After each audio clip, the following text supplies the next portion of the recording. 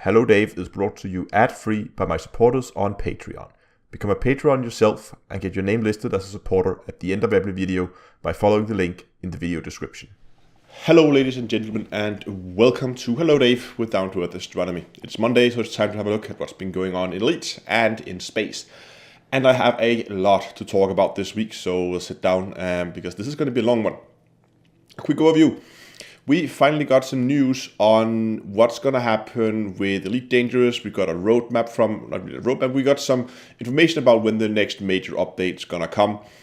New alien life has been discovered in Elite, some with some decent information about it and some that's very scarce. SpaceX has finally launched their Dragon crew capsule successfully to the ISS. And I also have some news regarding my competitive mining event. I got a date for it now. And also we're going to talk about the live stream tomorrow. So that is a lot to talk about, but let's dive right into the major news this week, of course, being the news about what's going to happen with Elite Dangerous. Now, we got a community update post from Will over on the forums. And let's get the big news out of the way first, I guess. The next major update for Elite is going to be launched at the last half of 2020. That is a year and a half away from now. It's going to be almost 2 years after the launch of Chapter 4 or 3.3, which is the patch we're working on right now. That's a long time, and that's going to have some implications for the game. It's a risky move from Frontier, because I would be worried. I mean, how much of a player base is left at that point? I mean, almost 2 years with no major content updates. That is going to be interesting to see what that does to a game like Elite. But they're not just going to be idle and put Elite completely on ice for 2 years, or for a year and a half now, I guess. They do have plans for the coming time. What they will do is they will, every 3 to 4 months, they will launch a smaller patch. It will be first they will focus on the quality of life for new players. They will focus on also quality of life for in general for the rest of us. So there's definitely some patches coming out, but it's going to be very minor. I wouldn't expect major things to come out. The content of the patches is probably going to be smaller than what we saw from the second and third patch of the Beyond series, so that we patch 3.1 and 3.2.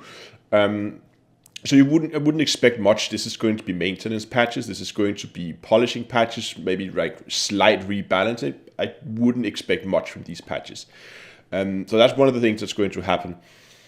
The other thing is they're going to try to change the focus of some of the in-game events. Now, Frontier has in the past hosted in-game events in Elite with varying success, I would say. I think that's one way to put it. And they're going to try to rework that. And they're going to do that by having they set, I think, weekly and monthly events, so there's going to be plenty of events happening in the game, and they're going to move away from the community goal kind of thing that they're doing now. So instead of just being a community goal popping up, and then people can go and they can do whatever task that community goal revolves around, and then after, depending on how much they did doing that community goal, they will get some credit payout at the end. It's fairly basic, but they're going to change that. Exactly how they're going to do it, they have not disclosed, but I kind of got the feeling that they're going to do something along the lines of those bonus weekends that we had. We had one of those like way back now, but there was one weekend where there was some. They had some in-game story about the a galactic-wide trade organization, and I can't remember exactly the background story, but there was some political story about how they decided to reduce taxes on when you're trading, meaning that you would get a higher payout from trade. And it was basically like a credit bonus weekend, and also engineered Engineering was reduced, so you could like engineer modules cheaper. You wouldn't have to spend as much material. I really hope, and I've been talking about this before, I really hope they're gonna go in that direction with it, because I think that would be very beneficial to a game like Elite. First of all, there could be an easy way to try and introduce players to new areas of the game. There's a lot of different things you can do in Elite, and many players will often focus on only a few of them. So doing these events would maybe be a way to try and introduce players to other areas of the game. They kind of do the same thing with unlocking the engineers. That's also like a brief introduction where you go out, you try pretty much every aspect of the game. But now they could do that with recurring events, and if those events are then backed up with a in-game story, so say some event happened that caused this to happen. It could be there's a riot going on in this system. You can now go and you can hunt. If you hunt NPCs in that area, you will get an increased credit payout, or you could get better rank increasements. Or maybe, I actually recall, this is a long time ago, this was back when I started playing Elite, there was an event where the Empire was celebrating something, meaning that the rank requirement to get access to the Clipper, the cutter didn't exist back then, but you could get access to the Clipper was lowered, meaning for like a week, you could go and buy the Clipper with a lowered rank. They could easily do something along those lines again, say, one of the factions are celebrating something, and then suddenly you could buy a cutter without having the required rank. You would just have to have a lower rank, and you could get the cutter by then. Something like that could also be really cool. Again, recurring the reduced requirements for engineering, also very cool. Higher, like extremely higher payouts on mining and trading, exploration data. That would probably have to be announced a little bit in advance, but stuff like that. I could see that being fun for the community, that you couldn't suddenly say, oh, I could go to this place and I could, if I do some specific task, I have a chance to earn some extra credits or do a little bit of progressing faster in the game. I hope they also do something where you could collect materials really, really easily.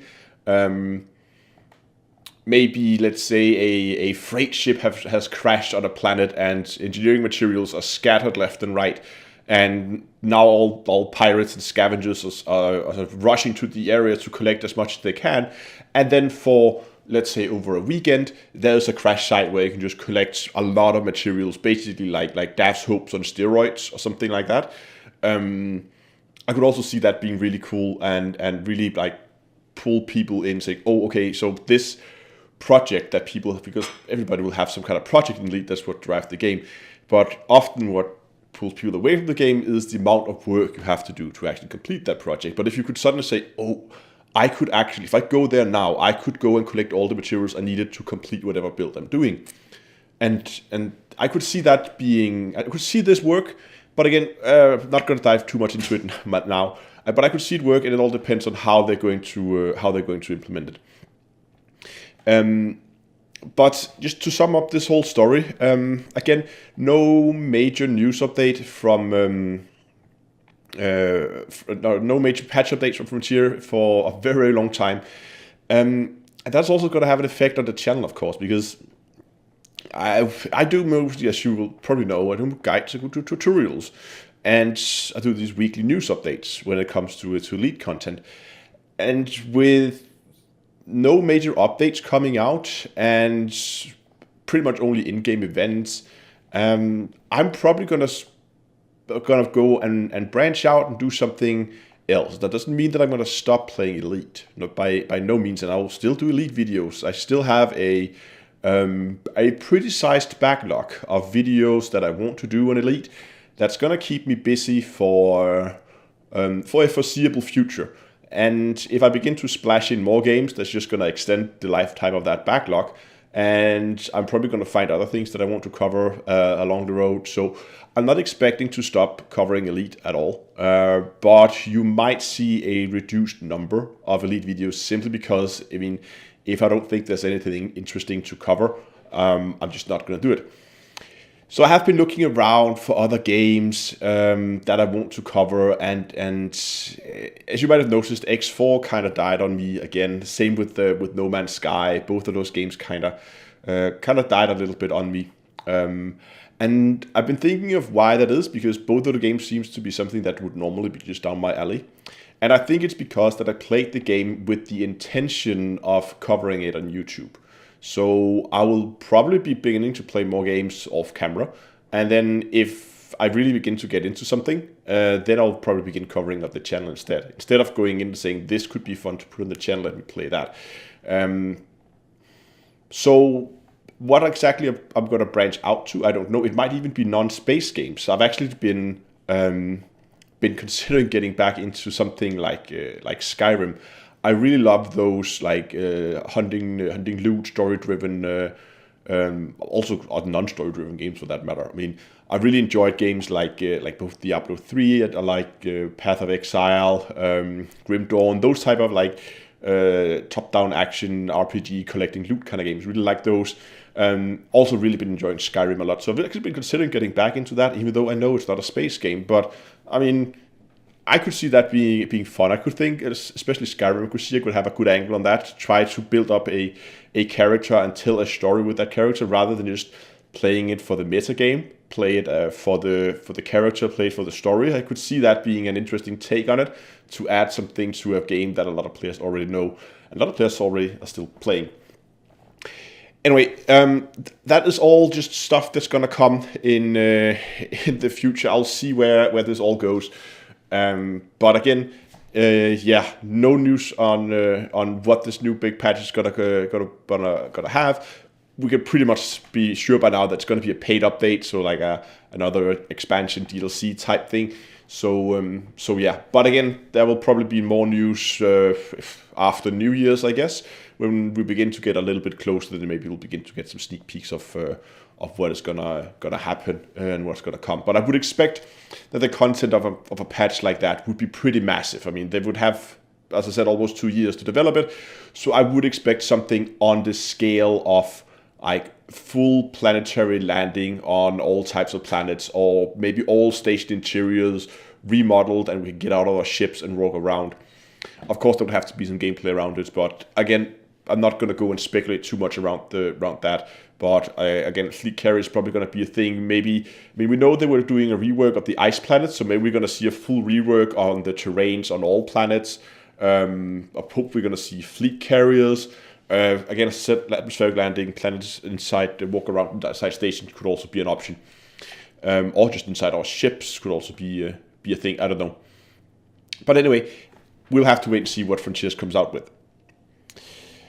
Now, the other Elite-related news is that alien life forms has been uncovered. The first one there's been several video clips floating around on it. Is like a cube kind of thing that it seems to be Thargoid related. It looks kind of Thargoid-ish, and if you shoot it, it sends out a spur of caustic gas. Not a whole lot of news on exactly, other than that it's there, but I haven't been a whole lot of information on what exactly how it ties into the whole Thargoid thing. Now, one other thing that have also been discovered, and I must say this is a little, I haven't been able to completely verify my sources here. I got some pictures, and I'll put some of them up here so you can see them. And that's pretty much all I have. I have very little information on where those pictures come from, who found them, what they are.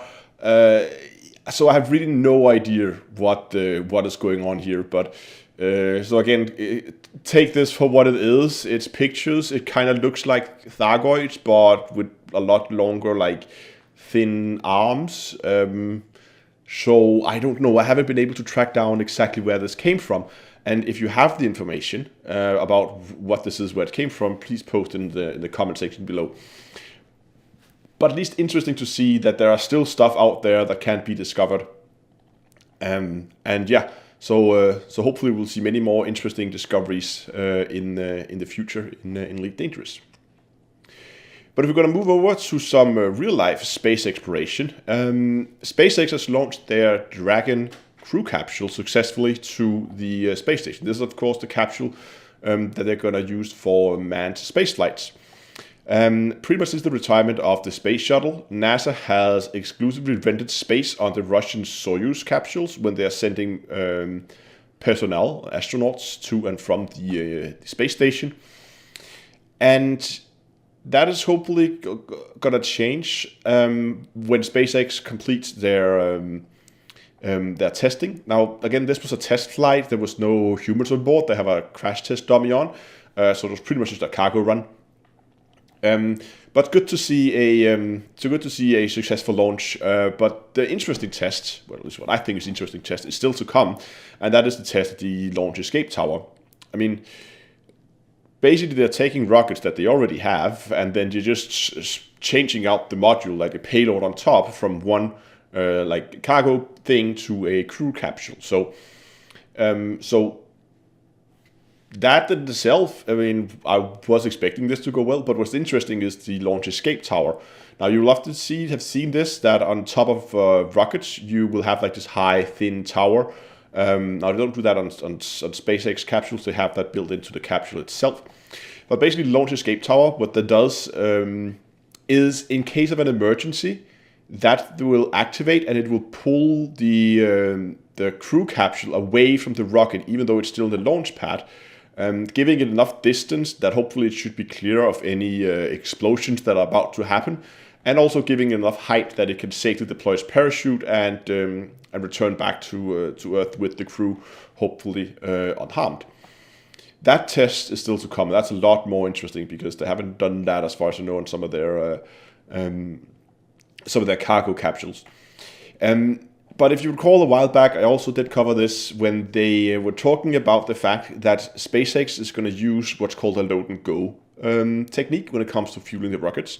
Now, normally when you fuel crewed rockets, you would fully fuel the rocket. Once it's fully fueled, you would then ferry the crew members out to the rocket, get them into the capsule, get them strapped in, get everybody off the platform, and then you would do the launch. That means that the rocket can be sitting there for a decent amount of time with fuel inside it before it's actually being launched. Now, the whole way the SpaceX engines works is they are using fuel that are cooled down significantly. And in order for the fuel to stay cool, they need to launch the rocket pretty much else it is being fueled. So they will pretty much fuel the rocket all the way up to the point where they launch it, disengage the fuel, and launch the rocket. And this tactic has been used before, but only on cargo runs, so nothing with the crew members aboard, because it is considered a more risky strategy, which also why the whole escape tower, the escape system test is going to be a lot more interesting. Again, as I said, this is more dangerous. If something happens, if there's a leak or if there's something that's not set up right, you could have big problems doing a fueling of a rocket. It is a very tense moment. So having the crew members already in the capsule at that point, it is risky, but they have had it approved already. But yeah, anyway, the Dragon crew capsule is progressing, and we're probably going to see over the summer some of the first, I don't know when actually they planned the first manned flights, but I think at least this year we are going to be beginning to see SpaceX ferrying astronauts to and from the International Space Stations. And of course, since SpaceX is a private company, that also opens up for the opportunity to do commercial flights, so having people pay for a seat. Maybe not to the ISS. I mean, the ISS is, after all, a research station. It's not a tourist attraction. But you could send people up into orbit and then bring them back down. So yeah, that would be interesting to see, and definitely something I'll keep my eye on. I also promised you some news on the mining event. I do have a date. The whole event, the competitive mining event that I'm hosting, is going to take place on the 26th of March. It is in just under a month from now. I have a video coming out on Wednesday where I go over details about the rules, how you can sign up, all that stuff. That's going to come on Wednesday. But at least for now, it's going to be on the 26th of March. Tuesday, the 26th of March at 8 o'clock in game time. It is on a Tuesday. It's on my usual time spot. I'm going to try to keep this first run a kind of a test, so I'm going to keep it hopefully fairly small. I might close at some point for more participants if there's a lot of people interested, just because I want to keep it at a manageable size. And if it turns out it's a very popular event, then of course I will expand it. I'll do a bigger one later on down the road. But at least keep your eyes out for more information on that on Wednesday. And then finally, all that's left to talk about is the live stream tomorrow, of course. Usual time spot, 20 o'clock in-game time. And I think tomorrow I'm going to go back to the little silly idea I had 2 weeks ago, where I wanted to do a quote-unquote one-shot build. It's probably not going to be one shot, but the idea is to try to do a Alpha Strike build where I'm packing as much damage as I can into a ship, and then see if we can go out and find an NPC, preferably an Anaconda, and see how quickly we can rip that thing to shreds. And my hope was that we could do that within 2 to 3 seconds. I'm not sure if that is at all possible. It might have some like extreme effects of the ship. Maybe we're going to extremely overheat. But I'm experimenting with the weapons, and we did some tests with the plasma accelerators last time. And fragmentation cannons also, I think. But I think just to have everything, like at least have it at hand, that tomorrow I'll go out and unlock the Guardian shock cannons. I've never really got around to unlock. There's a lot of the Guardian stuff I actually haven't unlocked because I never really got around to it, because I never really needed it. But tomorrow I'll go and I'll unlock those. It's going to be a bit of a task since, again, they come in 3 sizes, and both in gimbaled, turreted, and fixed. I'll probably have to get the both small, medium, large, and both get the fixed and the gimbaled versions of it. So that's 6 weapons we need to unlock. So a bit of a task, I would say. I'm not sure we're going to manage all of it in just one live stream, but I'm going to go out and I'm going to give it a go anyway and see how far we can get. So it's just that small, like, it's a small pet project. Like, I don't have high hopes for the project. It is a bit of a stretch, but I thought it could be fun to at least try, because it's always fun to try and push the boundaries for what you can do within the game, right? I mean, that's something I enjoy in games. It is to sit down and find a game that has some really, really complicated game mechanics, and then just take it completely apart and figure out how I can make all those game mechanics and bonuses and stuff, how I can make that whole thing, that jigsaw puzzle, like, fit together in a way that we're kind of maybe pushing a little bit beyond what was maybe intended from the start. And it's the same thing I'm doing here. I'm trying to see how far we can push the damage output of a ship, or the alpha damage output of a ship. And again, it might just be that this is not going to work at all. And with a project like this, there's a very high chance it's not going to work at all. But nevertheless, I'm going to try and give it a go anyway. And even if it didn't work, well, hopefully I learned a few things about the game along the way. So that's going to happen tomorrow. Here, live stream, of course, as usual, both on YouTube and on Twitch. So hope you will tune in for that.